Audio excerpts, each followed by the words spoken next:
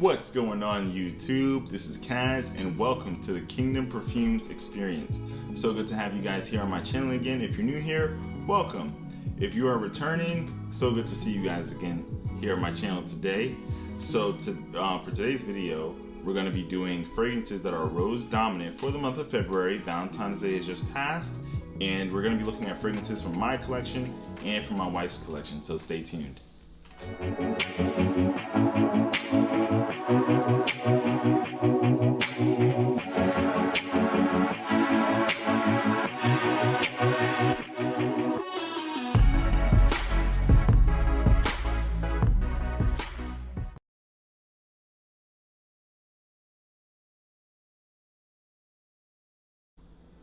Welcome back. Now before I begin, I usually like to start off all of my videos with a quick and simple prayer.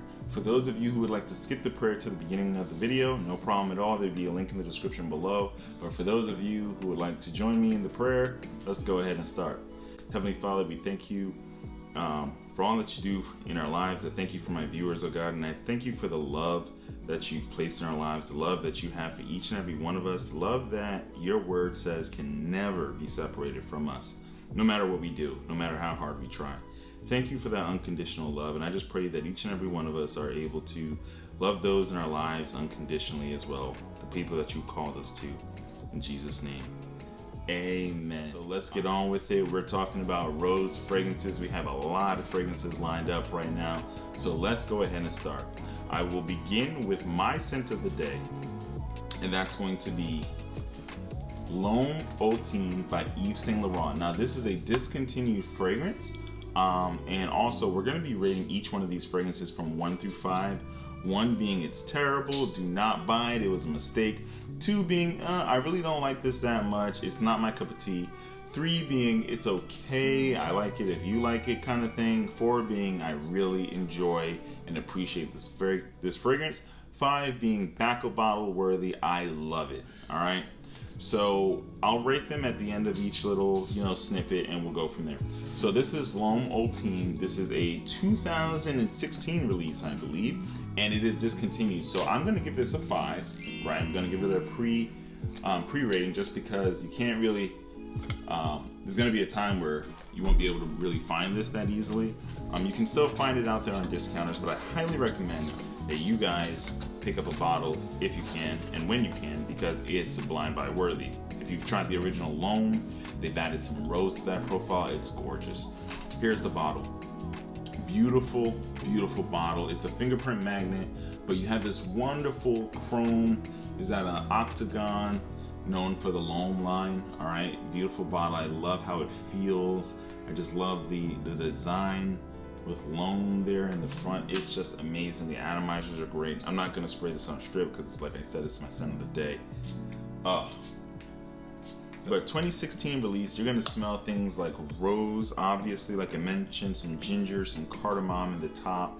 It's very fresh, very effervescent, and also gets a little warm and woody as well. So with some more, you're gonna get some geranium. I think the rose and geranium combo is perfect. This fragrance does it so well. You're gonna get some pop of apple, some cedar wood, some vetiver, cashmere wood in there.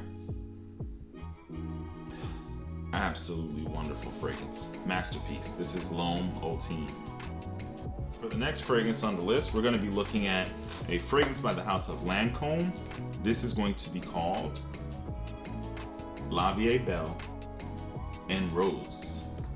All right, so this is La Vie Belle and Rose, another fingerprint magnet. You can see some of the details. It has a gradient coming down this way. This is also another wonderful rose fragrance. I'm gonna spray this on a strip for you guys. Now the La Vie Belle line does have a lot of flankers. This is the En Rose. We also have the original, but let's talk about the En Rose. So I'm gonna get a strip for you guys and we'll spray.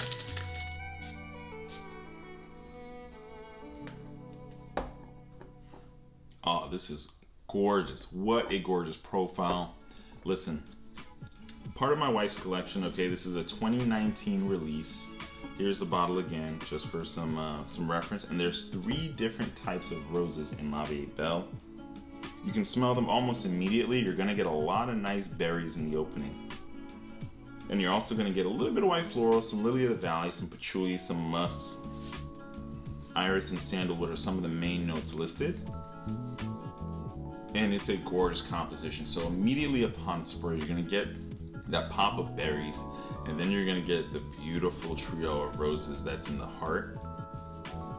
And that is like the main body of what you're gonna get. It starts to soften out with the musk, the iris, the sandalwood. What a beautiful rose trio. La Vie Belle and Rose. I will rate this, honestly, objectively on my wife, I'm gonna give this a 4. I'm not really a big back of bottle person. You could, give this a 5, back of bottle worthy, but I honestly am gonna go with 4. I really like this. I might not wear this myself, but I love this when my wife wears it. 4 out of 5. The next fragrance on our list is gonna be one by the house of Terenzi. Not my favorite cup of tea. This was a blind buy. I was looking for a rose fragrance, I think a year, maybe 2 years ago, and I thought it was rose, really rosy, but I figured I'd mention it here. This is gonna be called Gold Rose Oudh. Excuse me. So now the presentation for Tiziana Terenzi fragrances, amazing. She makes incredible bottles, and they just keep getting better and better. That house produces some really quality stuff. I really love the bottle and presentation to this line of fragrances. This particular line is gold with black caps. There's multiple lines, lots of detail there. Now this is a 2012 release, so it's been out for some time. I will spray it on the strip here just to give you guys some. By the way, this is a fragrance that I am willing to either sell or swap. It's about 99%, 98% full. I've only sprayed it in videos like this on a strip. I have not worn this because it's not my cup of tea, but we'll talk about it soon. Let me spray it for you guys.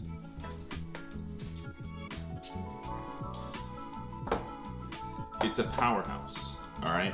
This is a patchouli forward rose oud fragrance. And it has a little bit of dryness. It has a sand, kind of a sand note to record. It's got some fir balsam in there, obviously rose, like I mentioned. All right, loads of patchouli. There's some oud, there's some honey. I think there's some musks. But what you're gonna get mostly is the patchouli, oud, rose, honey, and that's mostly what you get. Okay, a little bit of a fir in the very, very beginning, sand accord. Okay. Now, the rose and patchouli do blend pretty seamlessly in this fragrance. I honestly do not like it though. Patchouli is just not my cup of tea the way it's done here. It's very just a raw, really strong patchouli. So I would have to rate this a 2. I'm not gonna give it a 1 because there are some redeeming qualities to it. Maybe if some of the notes and the concentration of those notes switch places, then I'd be more for it. But yeah, it's just not my cup of tea, and I'm not sure how it would do in public. Now I have another fragrance that's similar to this, but that's done a little bit better, to my opinion. But Gold Rose Oud by Tiziana Terenzi, 2 out of 5. Now the next fragrance in our lineup is gonna be a 2015 release by the house of Paco Rabanne. This is 1 Million Cologne. Now it's pretty cold here, so this is not a fragrance that I'm gonna be pulling out for now, maybe in a couple months. But this is a hidden gem, and I really love the presentation. It's a gorgeous bottle, guys. Gorgeous bottle. One of the only bottles, if not the only bottle, with a removable cap. All the Paco Rabanne bottles usually have a built-in sprayer, but this one actually has a cap, and it's just gorgeous. There's details everywhere. I mean, the reflective plating, the see-through. It's wonderful. I really love the presentation. They did a good job. 2015 release. What you're gonna get from this is some aquatic notes. Spray that there for you guys. You're gonna get some aquatic notes from this. It has a wonderful, well done rose. Oh, love smelling this thing. It is so sophisticated and so refined. I wish it lasted much longer than it actually does. But you're gonna get aquatic notes, a little bit of cardamom, some beautiful juniper berry. That rose in the middle with the juniper berry is a good combo. Then it has some leather in the base, some patchouli, I believe, even some tonka bean too, just to soften it out a bit. It is wonderful, wonderful, wonderful, wonderful stuff. This is blind buy worthy. The citruses, the aquatics, the rose, the juniper berry, that is a really nice blend. The leather and patchouli it doesn't even tell the story of what this fragrance does. Those are just notes to really ground it, give it some more masculine appeal. But I would say this is pretty unisex. The sharpness of the juniper berry may push it more masculine, but this is pretty on the center. Yep, 1 million cologne. I would give this a 4 out of 5. This is a discontinued gem, so I could give it a 5. But like I said, I'm not much of a backup bottle person. I'm gonna give this a 4 out of 5. I really, really like this fragrance, and I'm gonna have it for a long time to come. So, 1 million cologne. The next fragrance on my list is from Chloe, and this is Roses de Chloe. Here's the bottle. Now, it's a very similar to all the other Chloe bottles, okay, as being a flanker. It's distinguished by the color of the bow. This is more of a reddish or like a salmon colored bow as opposed to some of the other Chloes, but same bottle. I wish it did say Roses de Chloe or something with words that actually let you know what this was, because sometimes people can't really always tell the different ribbons apart that well. I just know because, you know, Fracom, right? We pay attention to these things. But yeah, I wish they would label it a little bit better, just so it's quicker to really know the difference. But anyway, Roses de Chloe. This is a really nice one too. I love the original Chloe on my wife. It's one of the best fragrances out there for women in my opinion. And Roses de Chloe, they add a little bit more rose. It's quite wonderful. This is a 2013 release, so it's been out for a little bit. Gorgeous. So it opens up with nice fresh rose. Okay, this is more of a fresh, not so much jammy, but a really fresh, uplifting type of rose profile. It has notes of like lychee, bergamot, tarragon, which is like a green, kind of a green note. Has a damask rose in there, some magnolia, so a little bit of white floral adding to the freshness. Apple, black currant, peach, or just some of the notes in here. Amber, woody notes, just to give it some grounding. Very, very wonderful stuff here. I think the lychee, bergamot, lemon, damask rose combo is really nice just to give it some lift. And I think the magnolia is a nice touch. That is a really beautiful touch to this fragrance. So if I had to rate this Roses de Chloe, I really like how this smells. I personally like rose, so I would probably give it a 4. My wife really loves white florals a little bit more than rose, but objectively for me, I would give Roses de Chloe a 4. So far we've been hitting a lot of 4s. We have 1, 2, so let's see what we get as we go down the line. Yeah, really good stuff. I love the profile. So 4 out of 5 for Roses de Chloe. The next fragrance on the list is going to be from the house of Issey Miyake. This is going to be none other than Encens. This is a sleeper gem right here. I bought this blind, actually the same time I bought the Terenzi's Gold Rose Oudh, because, you know, I think maybe 2 Februaries ago I was looking for rose-based fragrances, and this disappointed more than this did. But as I decided to keep this fragrance and actually use it, I grew to love it. This is an incense, as the name suggests, or Encens. This is an incense-forward fragrance, but it's not like super, super smoky with, like, you know, with no redemption. Like the rose, I think there's some pink pepper in here. It's really well done. I do wish the rose was a little more hyped up. Simple bottle. Okay, there's not really much to see. It's the same standard Issey Miyake style, which your cap here. Really nice atomizer, and this is more of a darker colored bottle. I really do like the color of the bottle, actually. It goes well with the profile of the fragrance, more of an evening, date night, kind of sophisticated fragrance. This is really good stuff here. I'm not going to spray too much here on the strip because it'll go everywhere. And that's a good thing. For a fragrance that you can pick up for under $100 and have the tenacia this does, it's a great value. 2017 release. I'm going to spray it for you guys. So you're gonna get some nice labdanum as well. I forgot to mention that. Some labdanum, that nice incense. Is a really sweet, slightly smoky pink pepper type of incense profile. Rose, some amber wood, some sandalwood to keep it a little creamy, and some cedar in the base. Nice vetiver. Vetiver is pretty much in anything to help with some grounding.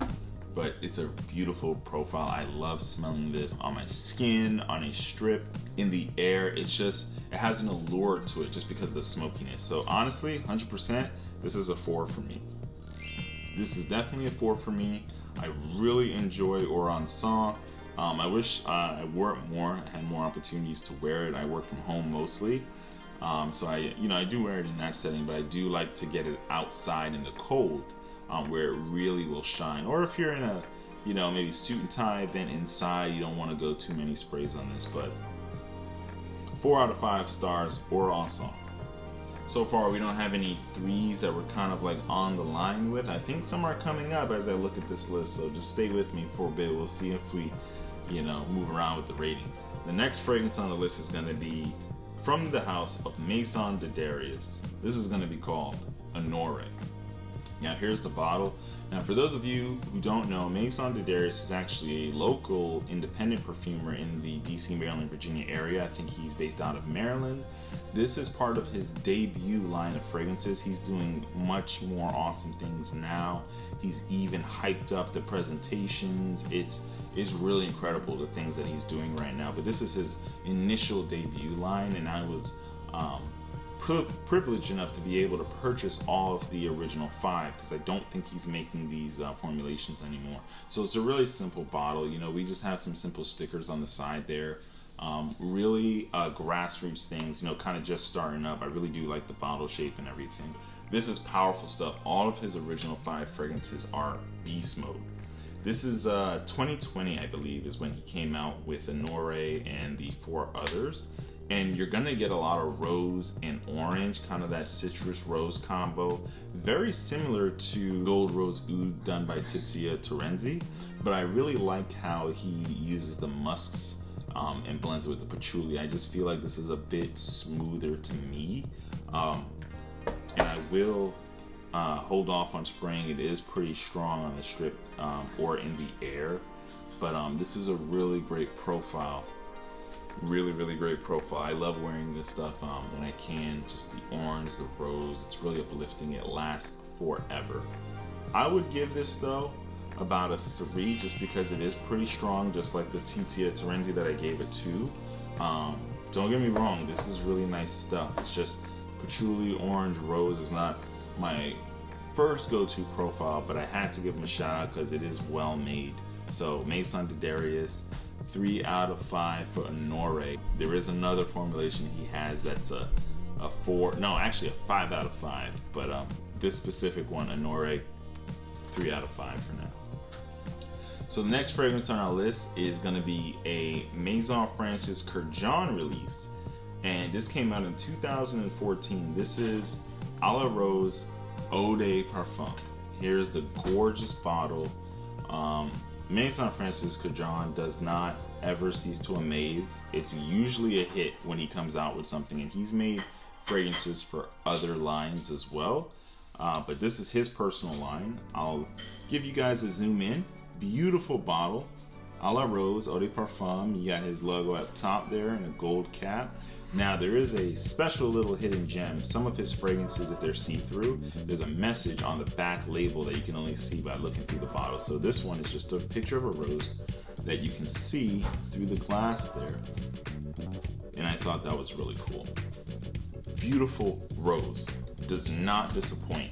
2014 release, as I mentioned, and I'll spray it for you guys. So this is another fresh rose fragrance, really similar to Roses de Chloe here, but the quality, the blending is a little different, much more sophisticated here, much more sophisticated. You're gonna get some citruses right off the bat. You're gonna get 2 types of rose, I believe. I think it's Bulgarian rose and something called grass rose. I haven't dug into that too much, but I think there's another fragrance with grass rose that's coming up soon. And there's some violet in here, there's some magnolia, some cedar wood, some musk as well. And it's very uplifting, very photorealistic, if you will, okay? It does smell like an actual fresh rose in the garden that you are smelling. If you guys ever had the opportunity to be in front of an actual rose garden, some fresh roses, they do still have that aroma. Obviously, with you're making fragrances and you're using these materials, they're heavily concentrated. It takes tons and tons and tons of roses to get such a little amount of absolute, for example. But you can still smell some of that faint sweetness from the roses in an actual garden, and you get really close to that with olive rose. Perfect for the warmer months. And I would give this also a 4 out of 5. Dare I say even a 5 out of 5, just because of the quality. Again, I'm not really into the whole backup bottle concept, but you won't go wrong if you have a backup of this. So I can give this a 5 with confidence. This is Olive Rose by Maison Francis Kurkdjian.